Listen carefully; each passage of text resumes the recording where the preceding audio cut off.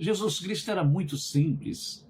Com a sabedoria que ele tinha, uma sabedoria ímpar, ele falava de uma maneira que todo o público dele gostava, entendia e amava a ministração dele. Interessante, uma vez mandaram, né, alguns soldados para ir sondá-lo, para trazê-lo preso, pegar ele em alguma contradição. E eles voltaram e não trouxeram o Senhor. Falou, o que aconteceu? Ele falou, rapaz, eu nunca vi ninguém falar como este homem fala. É incrível. Os camaradas falaram, que é isso, rapaz? Quase que ele faz a cabeça de vocês. Não, vocês foram lá para trazê-lo. E volta ainda elogiando. Então é isso, querido, porque é a simplicidade.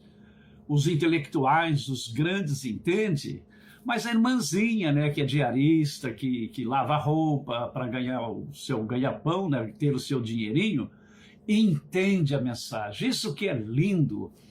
Porque nós, que pela graça do Senhor ministramos a sua palavra, quando nós lemos a Bíblia, ele fala conosco, ele fala na nossa mente, ao nosso coração, e a gente se alegra. E aí, quando a gente se alegra, a gente procura repartir com aqueles que a gente sabe que gostam também de receber essa ministração. Aí o que acontece? O Senhor fala comigo o que eu devo falar para vocês. E é uma coisa tão linda que muitas vezes eu preparo, né? Sempre a gente faz um esboçozinho para não esquecer detalhes importantes, detalhes que a gente crê que vai somar. Mas na hora que eu começo a ministração, é incrível como vem coisas novas à minha mente, à minha memória, seja uma passagem bíblica, seja um acontecimento, que vai enriquecendo a ministração da palavra. Agora, veja bem, isso é comigo, né? Ele me escolheu para falar com vocês, mas com toda certeza, plena e absoluta, ele fala com vocês quando eu estou ministrando. E se tiver aqui 10, 20, 50 pessoas, cada um vai receber aquilo que o Senhor quer passar para ele. Assim é a palavra. Quando você ouve realmente com o desejo de crescer, com o pensamento de entender o que está sendo ministrado, aí é isso que acontece. Aqui na hora você já se alegra e depois você começa a meditar naquilo que o Espírito Santo falou ao teu coração e a alegria é redobrada. Amém, queridos? Então vamos orar, né, para que o Senhor venha estar comigo e com vocês aí também, para que isso torne-se uma realidade também nesta tarde aqui. Amantíssimo Deus, tu que habitas na inacessível luz, onde ninguém pode chegar, mas a nossa oração, Senhor, a nossa voz através de uma oração está diante de ti, porque anjos do Senhor recolhem as nossas orações em taças de prata, para levar a santa e augusta presença do Senhor. Então, quero humildemente pedir que a tua presença esteja aqui comigo e que esteja com cada um e com todos que estão vendo essa live agora e outros que só poderão ver à noite ou amanhã, que o Senhor dispense a tua graça da mesma forma, da mesma maneira. Libera, Senhor, libera gozo e alegria para este povo no poder da tua palavra. Assim eu peço e agradeço tudo em o nome do Senhor Jesus Cristo. Amém. Amém, queridos. Aqui do alto do meu terceiro andar do prédio, aqui na Broadway, né, 881 da Broadway, em Everett, está aqui na minha cozinha, né, estamos dirigindo para você onde você estiver. Fala aí, né, escreve aí onde você está, qual cidade, qual estado que você está, que isso me alegra bastante. Amém? Meus queridos, eu quero trazer um tema nesta tarde e eu quero tomar por base um versículo na carta que o apóstolo Paulo escreveu aos Efésios, no capítulo 4, a primeira parte do versículo 26. Então, Efésios 4, 26a, ok? Só a primeira parte que diz assim: irai-vos e não pequeis. Todo mundo sabe o que é irar, né? Ficar irado. E todo mundo sabe também o que é pecar. Então isso quer dizer que quando eu fico irado, alguma coisa me deixa irado, é normal, é natural. Olha que benção. Temos gente lá em Engenheiro Beltrão, que maravilha. Quantas vezes passei por aí, viajando para Campo Mourão, para Cascavel, para Foz do Iguaçu. Um beijão no coração dessa igreja querida que vive aí em Engenheiro Beltrão. Tem Francisco Beltrão também, né? Mas aí é Engenheiro Beltrão. Que Deus os abençoe. Muito obrigado por informar. Vão informando aí. Então, queridos, irar é uma coisa natural. Por quê? Porque o que faz a gente irar? É alguma coisa que nos contraria. É uma palavra, é um gesto, é uma situação que envolve a gente. E aquilo, às vezes, é tão tocante, né, de uma forma negativa, que a gente fica irado.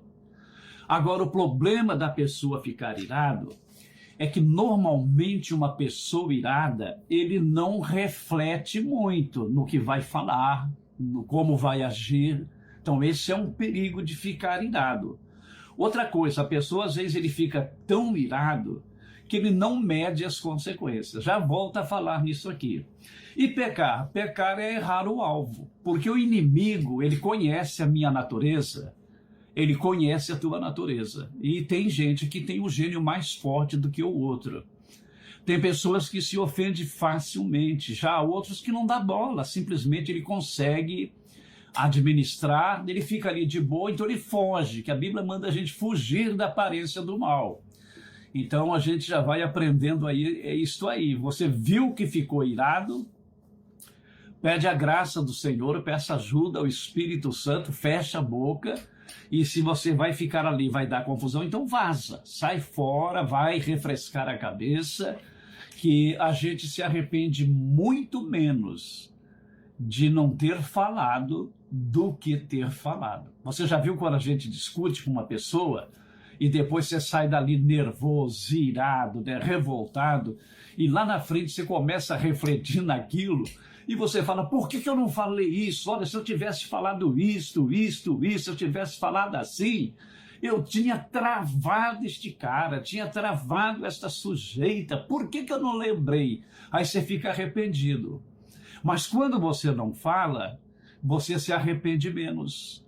Porque você não falou, ficou só na vontade, não teve confusão. Mas quando você falou, você verbalizou, olha que lindo, Marília. E quando você falou, a gente não tem noção das consequências que pode vir por aquilo que você falou. Uma pessoa irada não reflete no que fala. Claro, a pessoa não pensa para falar, ele fala no calor das emoções. E, neste caso, emoções negativas, né? Muito forte, que o camarada não tem noção. Ele xinga a pessoa, ele fala um palavrão, uma palavra assim para atingir realmente o moral da pessoa. E depois dá confusão. Ele falou, meu Deus, por que eu não fechei a boca? Por que eu não fiquei calado? Então veja que é uma reflexão muito importante, né? Um tema estranho, né? Irai-vos e não pequeis. Não é que ele está dando conselho, vocês devem ficar irado, mas não peque. Não. Ele está falando, se acontecer de irar, irai-vos, mas não pequeis. Esse não pequeis é você levar avante as consequências dessa discussão acalorada. E eu coloquei mais um pensamento, né? Uma pessoa irada não mede as consequências. E vou provar por quê. Você já notou pessoas iradas? Porque tem a pessoa que se ira, meus queridos, a pessoa fica irada numa situação ou noutra, que é uma coisa normal, é natural. Nós somos humanos, temos nossas limitações, mas tem pessoas, irmãos, que ele é iracundo por natureza. Tudo irrita aquela pessoa. Você deve conhecer alguém assim, eu conheço. São pessoas iradas mesmo, muito iradas. E o problema das pessoas iradas é que ele se revolta contra o pai, contra a mãe, contra irmão de sangue, né? Contra colegas de trabalho, na escola. É uma pessoa irada. Ele não gostou daquilo que você falou, ele vai ter uma reação já revoltosa, né? Mas tem pessoas, queridos, que eles vão além, eles se revoltam contra Deus. Se ele está desempregado, está doente, está endividado, e luta de um jeito, luta do outro, não dá certo, dali a pouco ele se revolta contra Deus. Aí é o cúmulo da estupidez, né? É o cúmulo da estupidez quando a pessoa chega nesse nível e se revolta contra Deus e fala coisas duras. Eu já ouvi pessoas que falam sem nenhum temor de Deus, palavras duras contra o Senhor Deus. Então é aqui que eu quero trazer algumas referências para a gente meditar. Então a primeira referência eu quero ler no livro do profeta Isaías.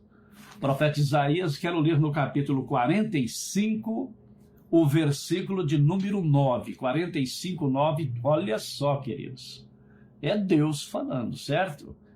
Ai daquele que contende com o seu Criador. Quem é o nosso Criador? É o Deus Todo-Poderoso. Ai daquele que contende com o seu Criador. O caco entre outros cacos de barro. Porventura dirá o barro ao que o formou: que fazes? Ou a tua obra não tens mãos? Então, queridos, veja bem, aqui está a primeira resposta de Deus para esse povo que se revolta com a vida, às vezes consequência de uma burrada dele, de uma mal escolha, de algo que ele fez errado.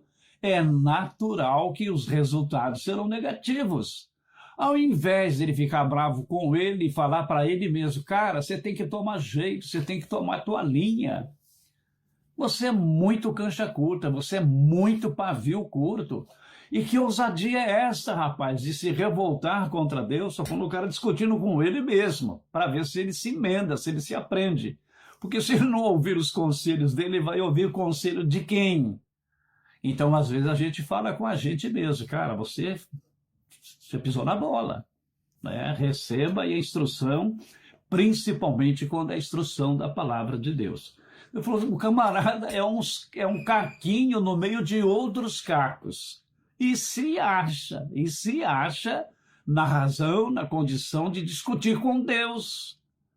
É muita ignorância, não é verdade? É muita estupidez quando a pessoa chega neste ponto, neste nível. Mas vamos ver ainda também no Novo Testamento, na carta que o apóstolo Paulo escreveu aos Romanos, vamos ler no capítulo 9, Romanos capítulo 9, e vamos ler aqui os versículos 20 e o 21. Presta atenção, hein? Estou falando com aquelas pessoas que se revoltam contra Deus. Se porventura há entre nós alguém que cometeu essa besteira ou ser tentado a cometer essa besteira, lembra desta palavra. Mas se nunca isso passou por você, que você tem muito temor de Deus, guarda, porque quando você se deparar com alguém tomando a iniciativa de uma atitude desta loucura, você já tem palavras para aconselhar essa pessoa. Amém, queridos? Então, Romanos 9, versículos 20 e 21, Paulo aqui falando: mas, ó homem, quem és tu? Fazendo aqui uma pergunta: quem és tu que a Deus replicas? O que é replicar Deus? É discutir com ele. Não, o senhor não pode fazer assim. Não, que isso? Porque eu sou bom, eu sou justo. Isso é muita injustiça, querendo falar, dando uma reprimenda em Deus. E Paulo fala: mas homem, quem você pensa que é, rapaz? Você que a Deus replica, você é doido, cara, doido de pedra. Se toca, mané, né? Porventura, a coisa formada dirá ao que a formou: por que me fizeste assim? Então, às vezes, é claro, né? A gente entende pessoas que têm alguma deficiência e ele se torna uma pessoa revoltada, uma pessoa amargurada, e às vezes ele vai fazer isso aqui mesmo, discutir com Deus. Por que me fez? Por que me fez assim? Todo mundo é perfeito, todo mundo é bonito, todo mundo vai e vem, e eu não posso sair daqui dessa cama, dessa cadeira de roda. Por quê? Por que me fez assim? Então, isso é replicar a Deus, né? Aí ele continua: ou não tem o oleiro o poder sobre o barro, para da mesma massa fazer um vaso para honra e outro para desonra. Irmãos, isso aqui é duro de entender, né? E mais difícil ainda para aceitar, para receber isto. Mas a verdade é que nós somos barros, meus queridos. Nós somos barro. O Senhor, quando foi nos fazer, ele pegou o pó, juntou um punhado de pó da terra e fez o homem. e depois assoprou, dando do Espírito dele para nós termos vida naquele corpo que era ali um boneco de barro. E tornamos alma vivente. Agora, é claro, o Senhor ele tem o projeto dele. Era perfeito no início, mas o homem, infelizmente, pecou, desobedeceu às orientações de Deus, desprezou a verdade de Deus e abraçou a mentira de Satanás. Então, a partir dali, o homem que era perfeito, foi feito à semelhança de Deus, se tornou um ser imprestável, né? E os primeiros ainda foram bons por quase 1000 anos, né? E depois foi se degradando, né? Até chegar que Deus botou limite. É 70, 80. Não adianta viver mais porque só vai sofrer. Há muitos que chegam na velhice cheio de vigor, mas isso não é regra, é exceção. Então, Deus fez aquele vaso para durar e um século de vida, e às vezes até passar. São raros, mas tem quem passa dos 100 anos. Muitos vai aos 90, 91, 95, por aí. Mas a maioria vai nos 60, nos 70, né? 80, já está de bom tamanho chegar nos 80 e passar um pouquinho. Então, por causa do pecado, Deus fez vasos para honra e vasos para desonra. Claro, a gente fala às vezes, né? Pergunta, como que Deus permitiu um cara como quem? Como Hitler, né? Um cara como Hitler nascer, crescer, viver e viver bastante e praticar tudo o que praticava e continuou viveu, né? Um cara como Fidel Castro, um cara aí como Chaves, né, na Venezuela e o que substituiu ele. E assim vai, em todos os países tem os vasos para honra e os vasos para desonra. E por que Deus faz isso? Porque ele precisa de todo esse povo. Se Deus quer abençoar uma nação, ele coloca um rei, um governador, um presidente, para administrar aquela pátria, aquela nação, um estado, uma cidade. É uma pessoa boa, aí o povo fica feliz, alegre, né? Tem alegria, tem prazer realmente em fazer as coisas que agrada a Deus e que agrada o povo, a sociedade de um modo geral. Então esse é um vaso que Deus escolheu para isso. Quando você vê um camarada fazer um governo de excelência, não é que ele é o bom, não, é que Deus o escolheu e o capacitou e ajuda ele desenvolver o trabalho dele. Agora, quando Deus se desgosta de um povo, aí ele coloca um camarada para oprimir aquele povo.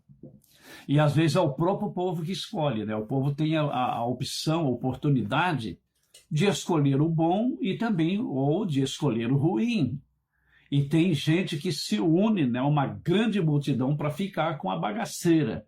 Aí depois chora, aí reclama, aí quer fugir porque não suporta viver no regime daquele camarada. Mas aí já era, você vai chorar para quem?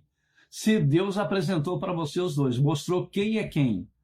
E não é difícil entender quem Deus está escolhendo. Então vamos ficar com Deus que dá certo, porque Ele conhece o futuro. Nós só vivemos o presente. Amanhã ninguém tem certeza que vai estar aqui. Então, queridos, é muito importante a gente ter essa atitude. Ainda no livro dos Salmos, vamos para o capítulo 8, ou para Salmos, né, número 8. E vamos ler aqui, deixa eu ver, 2 versículos também. Salmos 8 e o versículo 3 e o 4, que diz assim, Paulo falando, aliás, o salmista, né, o salmista aqui falando, aqui era Davi, este salmo aqui é de Davi. Alguns salmos são de Davi e outros de outros autores, mas aqui foi Davi. Então ele fala assim, quando vejo os teus céus, olha, presta atenção nessa palavra, queridos, olha que sabedoria e o que é reconhecer a soberania de Deus. Isso aqui é um segredo que eu quero passar para vocês. Entender que Deus é soberano.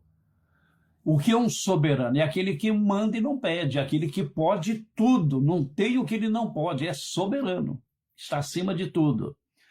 Então, quem conhece a soberania de Deus expressa como Davi expressou aqui neste salmo. Quando vejo os teus céus, obra dos teus dedos, a lua e as estrelas que preparaste, que é o homem, que é o homem mortal, para que te lembres dele, e o filho do homem para que o visites. Olha que sabedoria, queridos.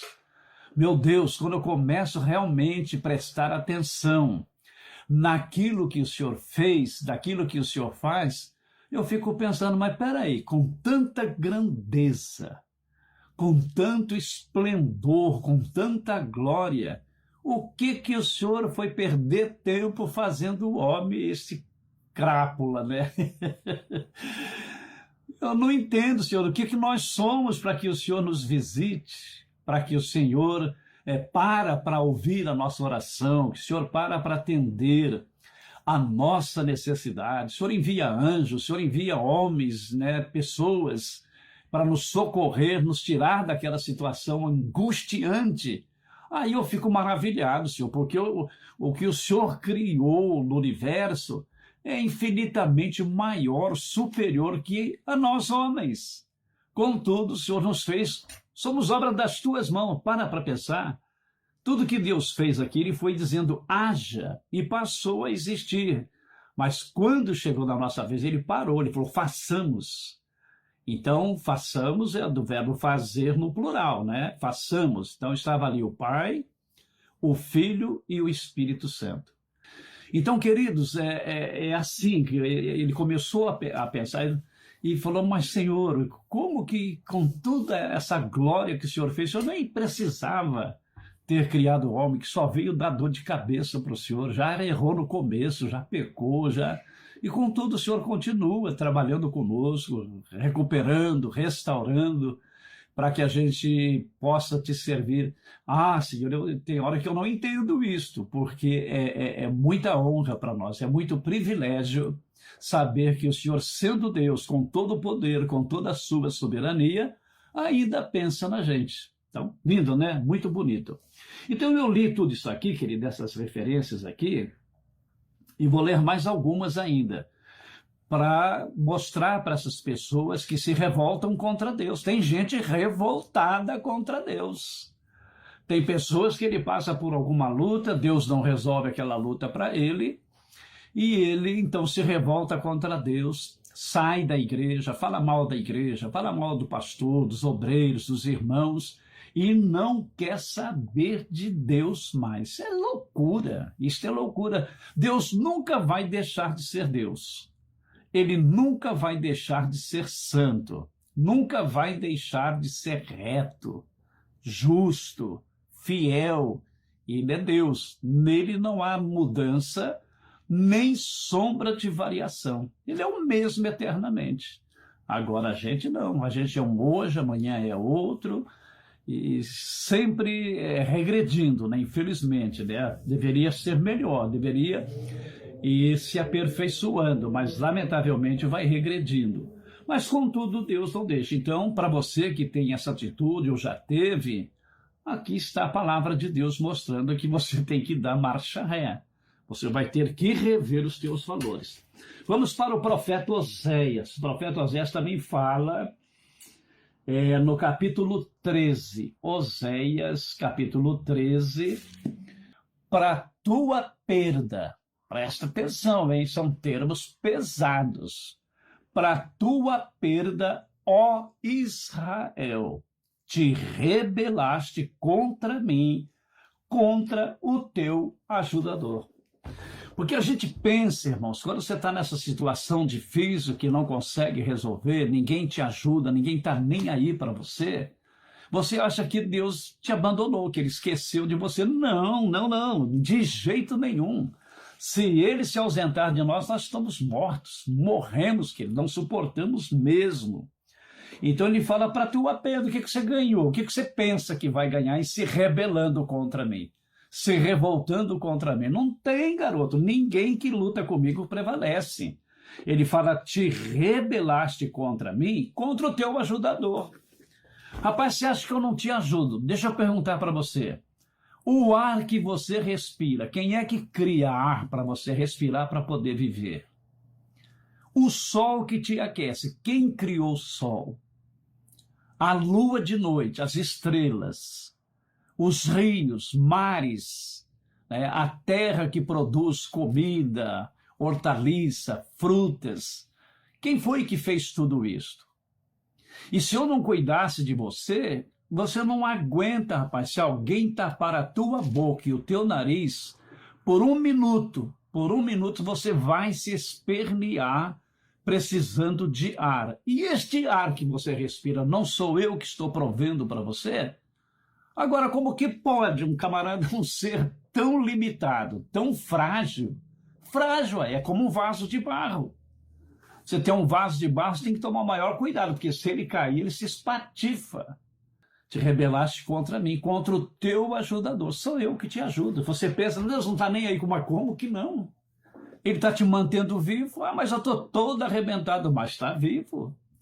Você já viu pessoa cheia de saúde morrer de repente? De repente deixou de existir. Por quê? Porque Deus criou aquele vaso para isso mesmo, para viver um tempo e depois voltar para estar com ele para toda a eternidade.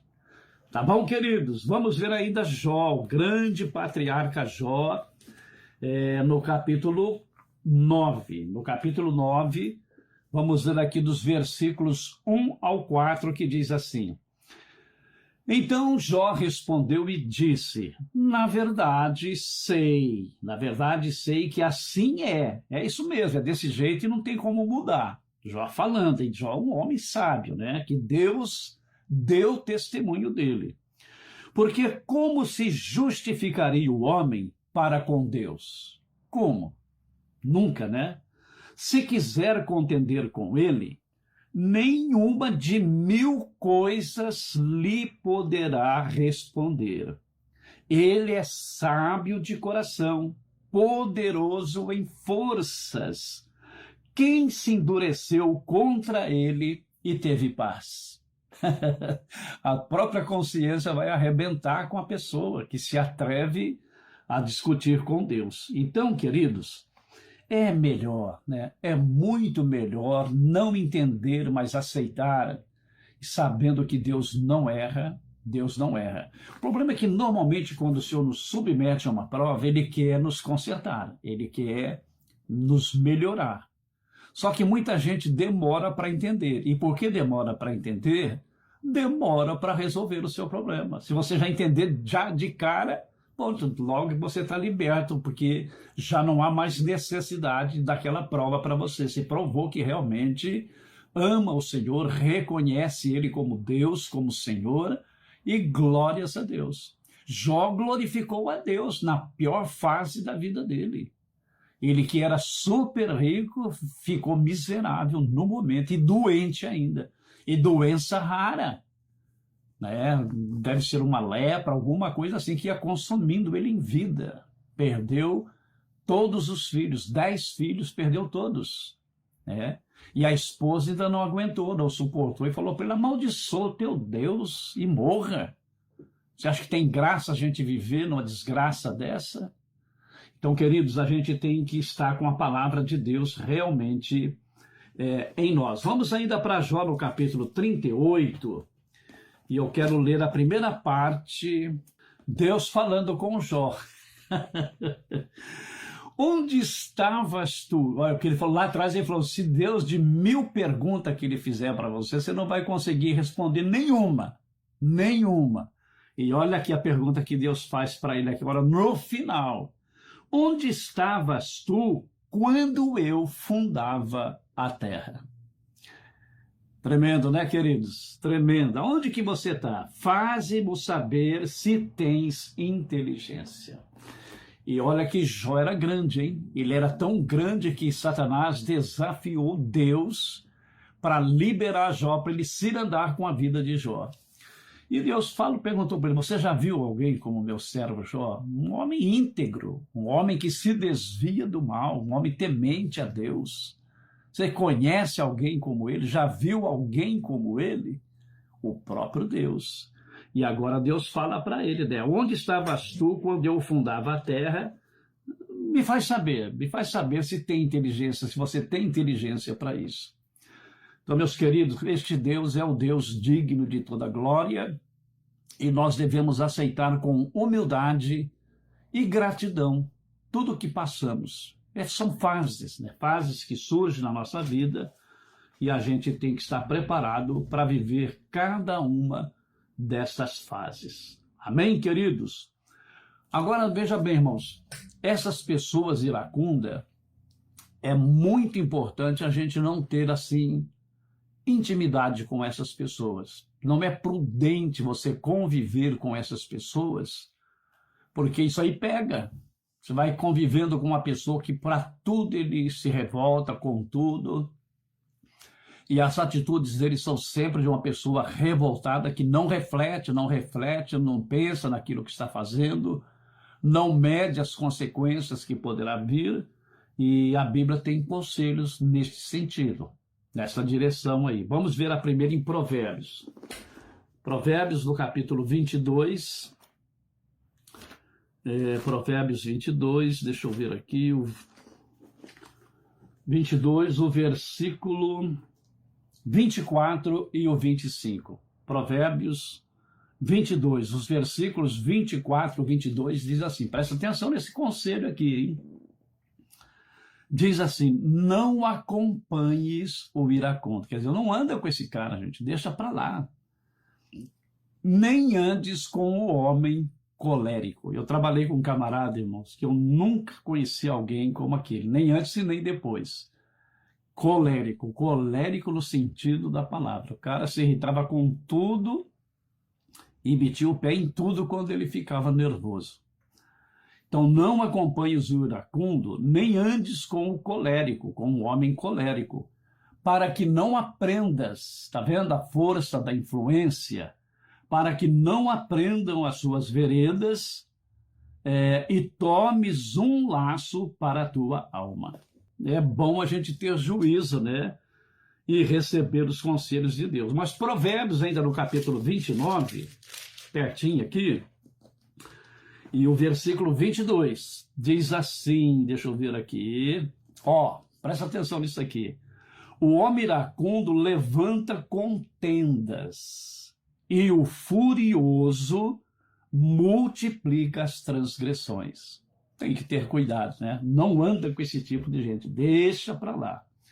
E para terminar, eu quero ler Provérbios também. Veja que Provérbios vale a pena ser lido, né? No capítulo 15, deixa eu ler aqui o versículo 18. Olha só.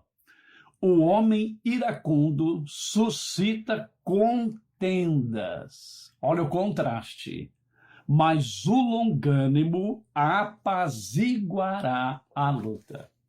Então o iracundo é esse. Deu problema, como o pessoal diz, né? Para mim, um pé de frango dá uma canja. Quer dizer, o cara, qualquer coisinha para ele é motivo de guerra.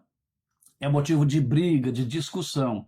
Esse é o iracundo. Mas o longânimo apaziguará a luta. Não tem aquele cara, deixa disso? Para com isso. Não, vai lá, o que vai apartar a briga. Esse é o longânimo. Então procura andar com pessoas boas, pessoas sensatas, e você será um cara sensato, uma mulher sensata. Agora, se andar com iracundo, dali a pouco você está imitando aquele cara. Você já notou? Quando você fica muito tempo com uma pessoa, você acaba, sem perceber, falando igual aquela pessoa fala, agindo como aquela pessoa age. São as influências que uma pessoa exerce sobre outra. Se for positiva, é uma bênção, mas se for negativo, misericórdia. Então, queridos, essa é a palavra que Deus me deu para hoje. E reflitam, depois você volta novamente à live, vai ouvindo, vai anotando as referências e meditando nessas palavras e receba de Deus tudo que Ele manda que é melhor. Né? Como Jó entendeu e o final dele foi, Deus deu tudo em dobro para ele, mas ele pagou o preço, aguentou firme, mesmo sem entender, mesmo sem compreender, mas glorificando a Deus. Que o Senhor nos ajude, né, a termos essa fidelidade e a termos essas atitudes e agir assim, porque isso agrada a Deus e glorifica o Senhor. Amado Deus, muito obrigado, Senhor, por mais esta palavra, por mais esta mensagem. Cubra de bênçãos o teu povo, que nos apoia, Senhor, neste trabalho, reconhecendo que é para o Senhor. Deus, atende às necessidades de cada um pelo teu amor, por tua graça, no poder do teu nome, no poder do sangue de Jesus Cristo vertido do Calvário, e assim que possamos sempre glorificar o teu nome, cantando sempre o hino da vitória. Agora nos despeça na sua paz, abençoe, Senhor, a continuação deste dia. A noite virá quando vamos repousar, descansar, que seja o Senhor reparador, restaurador para todos, e assim nos ajude a entender o tempo do Senhor para todos os teus propósitos. É o que pedimos e agradecemos em o nome do Senhor Jesus Cristo, pedindo ainda, Pai Santo, que a graça salvadora de nosso Senhor Jesus Cristo, o amor de Deus nosso Pai, a comunhão e consolações do Espírito Santo sejam com todos, e juntos dizemos amém.